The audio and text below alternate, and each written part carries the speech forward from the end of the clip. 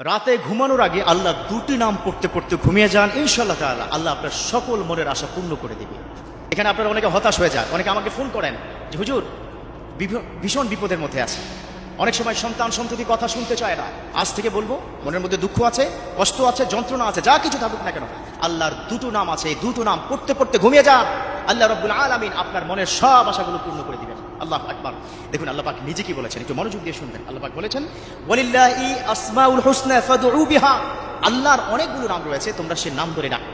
আল্লাহর নাম এক নম্বর, আল্লাহর জাতি নাম হচ্ছে আল্লাহ সুবহানাহু ওয়া তাআলা। এই আল্লাহর নাম ধরে তো আপনি ডাকবেনই। আল্লাহর 99টি নাম রয়েছে, সেখান থেকে শক্তিশালী অনেকগুলো নাম আছে, যেই নামগুলো ধরে ডাকলে আল্লাহ ফেরত দেন না। আল্লাহর 99টি নামের মধ্যে সকল নামই কিন্তু শক্তিশালী, বাট তার মধ্যে একটি নাম আছে যে নাম সম্পর্কে মুফাসসিরিনে কেরাম বলেছেন, অনেক আল্লাহর ওলিরা বলেছেন, সেই নামটি খুবই শক্তিশালী। এই নামটি ধরে যদি আপনি ডাকেন, আল্লাহ পাক আপনাকে ফেরত দিবে না।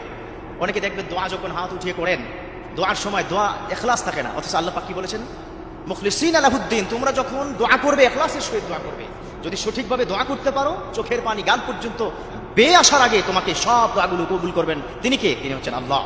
সে আল্লাহর 99টি নামের মধ্যে একটি নাম রয়েছে, যে নামটি হচ্ছে আস-সামাদ। কি? আল্লাহুস সামাদ।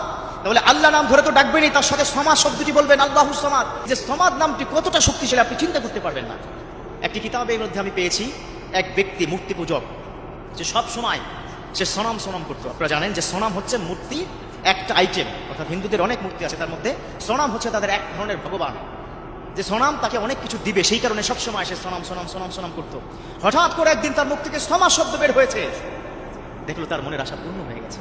সে যা চাইছে তার কাছে সন্তানের জন্য, সে আশা তার পূর্ণ হয়ে গেছে। সে আশ্চর্য হয়ে গেল, কি ব্যাপার, জীবনের এতটা বছর ধরে সনাম করছি, সনাম তো আমাকে দেয় নাই, যেই সমাদ আমি বললাম সাথে সাথে এই সমাদ আমাকে দিয়ে দিল। তাহলে সমাদ কে?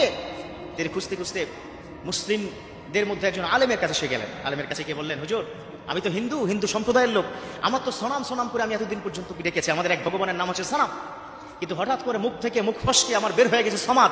আমি সেদিন সমাদ করেছি, বাট মনের আশাটা আমার পূর্ণ হয়ে গেছে। আল্লাহু আকবার। হুজুর আপনি যদি বলতেন ইসলামে এরকম কি কোনো সমাজ শব্দ আছে, আর এই নামটি কার? তখন হুজুর চোখের পানি ছেড়ে দিয়ে বলছেন, এই নামটি আর কারো নয়, এই নামটি হচ্ছে আল্লাহ। আমার আল্লাহর নাম হচ্ছে 99টি নামের মধ্যে সমাদ।